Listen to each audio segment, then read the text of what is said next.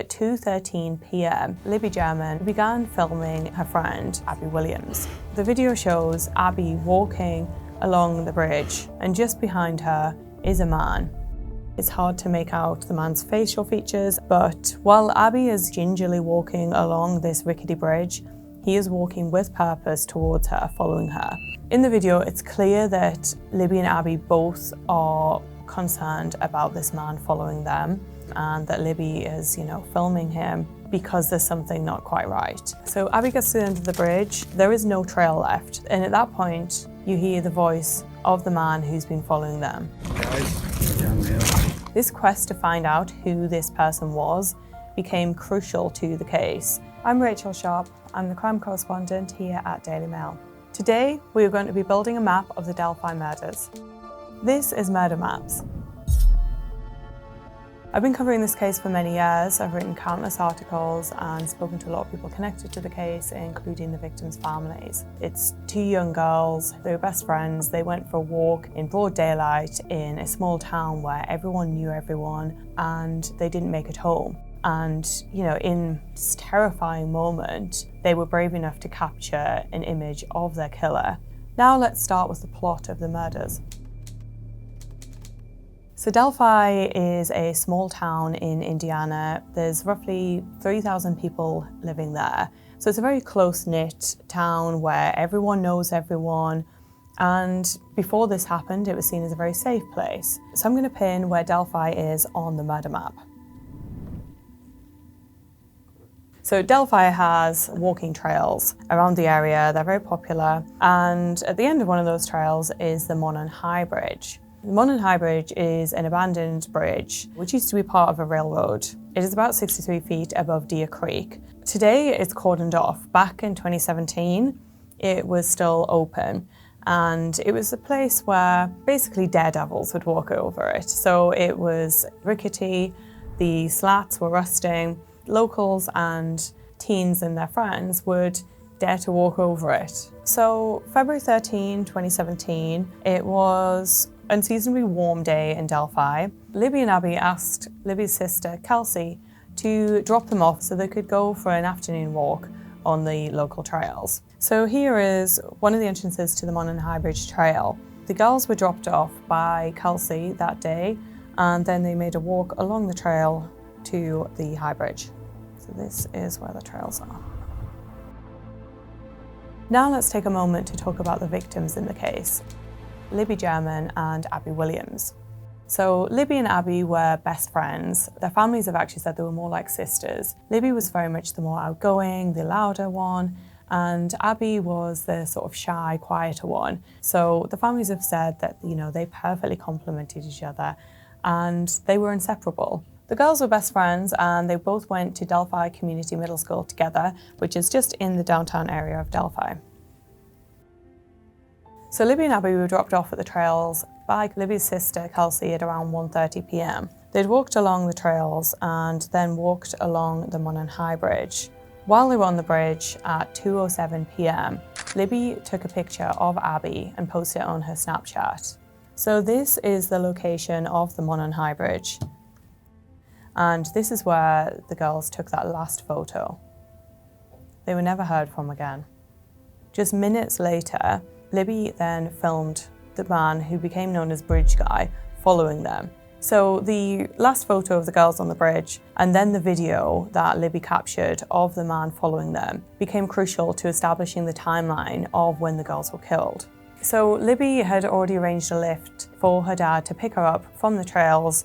It was around 3-ish when her dad was calling her. There was no answer on her phone. It was very out of character for the girls not to meet them when they were supposed to meet them. So they knew something wasn't quite right, but they didn't anticipate that something awful had happened. They reported them missing at around 5:30 p.m. to the local police.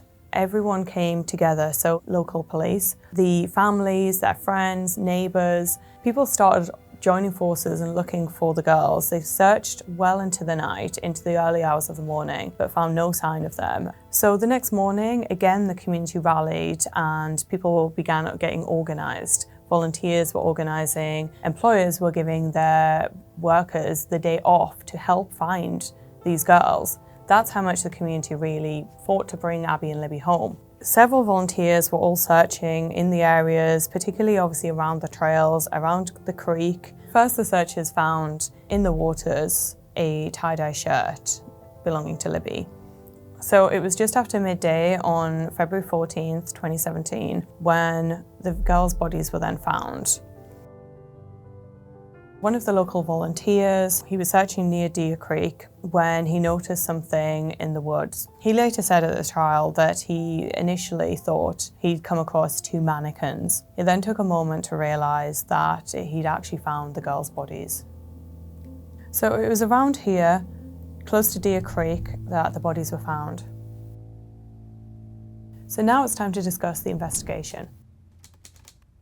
So the murders of Libby and Abby totally shocked the community. This was a small, safe town. And initially, very little information was shared with the public about what had happened. In fact, it was several years before the causes of death were actually revealed. So very early into the investigation, a key piece of evidence was released to the public, and that was a still image of a man who later became known as Bridge Guy.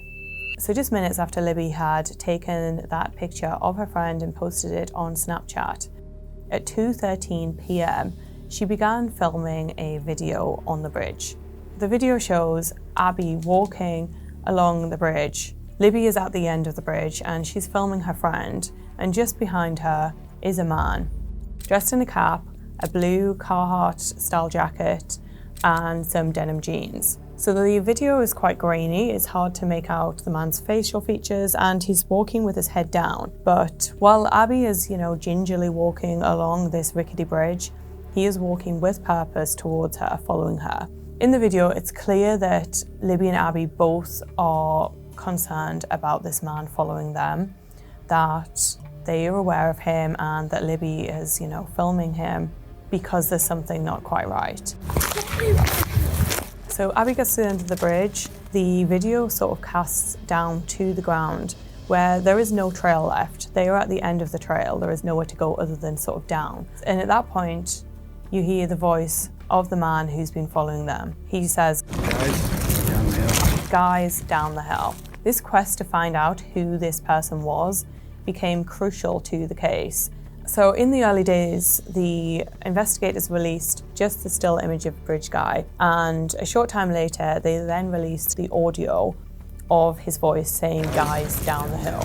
The video was found on the cell phone that was found under Abby's body. So the video was seen in full for the first time by the public at the trial. That was when the prosecutors and the investigators pointed to a certain noise, what sounds like a gun clicking. And one of the girls mentioned the word gun. That again is also crucial to tying the man who was later arrested for the murders and convicted of the murders to the crime scene. So this video was essential to solving the case. And when it was first became known that they'd captured an image of their killer, people thought this is going to be solved quickly. We're going to find out who this person is. His face is right there. But it actually took several more years. So these shocking murders and the picture and the voice of this man brought everyone together behind the case.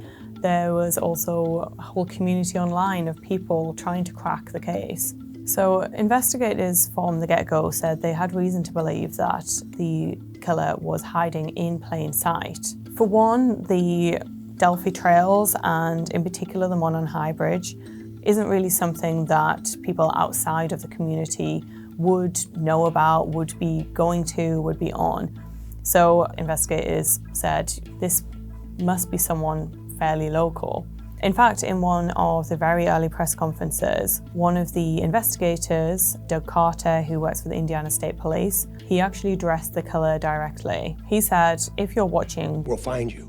So a couple of local residents were also out on the trails around the time of the murders. Some of them reported seeing a man dressed in a similar outfit to the man captured on camera by the girls. One of those witnesses also said they saw a man who appeared to be covered in blood. So based on the different witnesses who were on the trail, a police sketch was released in 2017. Now that sketch showed an older man in the cap, similar to what Bridge Guy was seen wearing, But then 2 years later, in 2019, a totally different sketch was released depicting a much younger person. So this kind of raised a lot of questions as to, who the identity of this person was. So one lead that investigators followed emerged in December 2021, and that was a social media account called Anthony Shots. This was an account which depicted a young, attractive teen. It turned out that this account had actually been in contact with Libby, including in the hours before her murder. So investigators found out that it was actually a catfish account. The person whose photos were used in it was not connected to the account at all and had no idea that their photos had been taken and were used on it. Instead, the account was actually being ran by a man named Kagan Klein. Now, Kagan Klein was a man who lived in nearby Peru, and he was constantly grooming young girls online, trying to get them to send him sexually explicit pictures. So Kagan Klein was investigated, he was questioned and always denied that he had any involvement in the murders. He was charged with a string of child porn charges and child exploitation charges, and he is now behind bars serving a 40-year sentence for that. Kagan Klein insisted he was not involved in the murders and has never been charged in connection to them. I gave up my DNA, a hair follicle test. I've done everything they wanted me to. More than 5 years after the murders, a big lead emerged. So it was September 2022, and a local volunteer named Kathy Shank was going through old filings, old tips about the case. At this point, it'd been more than 5 years. They had a picture of the killer, and he was still out there. She came across a tip about a man who had been on the trail that day. An officer had spoken to him, and he'd made a note of this, but for some reason it wasn't followed up on. So there was a man who'd placed himself at the crime scene at the time of the murders, who investigators had never really taken a good look into. They then interviewed this man, Richard Allen. He's a man who lives in Delphi. He worked at the local CVS store. He's married, he has an adult daughter who he'd actually taken for walks on the trails growing up. So Richard Allen had called in the tip that he was on the trails, but he'd only done so because his wife had urged him to do so. He had told investigators that he was wearing an outfit that very much matched what Bridge Guy was seen wearing in the video, and he placed himself on the trails at the exact time that the girls were there. When officers found that tip, they then interviewed Richard Allen. They then searched his home. They found knives. They also found a gun. And in a secret keepsake box, they found an unspent round. In the video, the girls were heard saying the word gun. At the crime scene, in between their bodies, an unspent round was found. Investigators knew that the man had a gun and that he'd likely been using it to control the girls. When the investigators searched Richard Allen's home, they found a gun. Richard Allen told them no one had access to that gun other than himself. So through testing, investigators found that the bullet found between the girls' bodies had been cycled through that very same gun. In October 2022, Richard Allen was taken into custody and charged with Abby and Libby's murders. So this is the Delphi courthouse where Richard Allen was charged. So even after Richard Allen's arrest, the process to getting to trial was not smooth. The trial was originally scheduled for March 2023, but it was delayed to give the defense more time. So Richard Allen was assigned two public defenders, Brad Rossi and Andrew Baldwin. So when he was arrested and when he was questioned by police, Richard Allen insisted that he was innocent. He denied having any knowledge or involvement in the murders. It's not me. You're not going to make me believe it's me. You're not going to find anything that ties me to those murders, so I'm not really that concerned. He was moved to the state penitentiary. At some point, his attorneys argued that he was suffering what they claimed was prisoner of war style treatment inside the facility, and this was causing his mental health to suffer. We also learned that during his time in prison, he made a series of confessions. I killed Abby and Libby. No, you didn't. Yes, I did. No, you didn't, Darren. Yes, I did. It's okay, honey, I did it. Stop. I cannot stop. So did Kathy tell you that I did it? We're not going to discuss this, okay? So he made about 60 confessions to murdering Abby and Libby. These confessions were largely made in phone calls to his wife Kathy and his mother Janice. They were also made, however, in conversations with a prison psychologist. And during one of those confessions, he actually revealed some information that investigators said only the killer could have known. He claimed that when he was leading the girls, his plan was to sexually assault them. But as he was leading them to the woods, a white van drove past and he got spooked. That was when he decided he would kill them instead. The white van was not a piece of information that anyone knew about until Richard Allen told a prison psychologist. So with that bit of information, investigators then went back into the files. They found that the white van was actually a local man driving home. He actually confirmed that he drove home near the trail at that very moment. So once again, Richard Allen has placed himself at the crime scene and given evidence and information that only the killer could have known. His defense, however, argued that those were the confessions of a man who was suffering from ill mental health because of the conditions he was suffering in prison. I feel like I've lost my mind. So that wasn't the only controversy leading up to the trial. So in the lead up to the trial, very graphic crime scene photos of the victims were leaked online. This obviously prompted an investigation, and it turned out the leak was actually traced back to Richard Allen's defense team. One of the attorney's friends had taken pictures on his cell phone in the office of the attorneys and then shared them with another person who then shared them with other people, and they had made their way to YouTubers and online. This is obviously very traumatic for the victims' families. And, even though Richard Allen was arrested, he was far from the only suspect in this case. In fact, when he was arrested, his name had never been tied to the case before. He was not someone who was on anyone's radar. One of the other lines of investigation is that the girls were actually killed by a group of men who were part of a Norse pagan cult, a group of white nationalists called Odinists.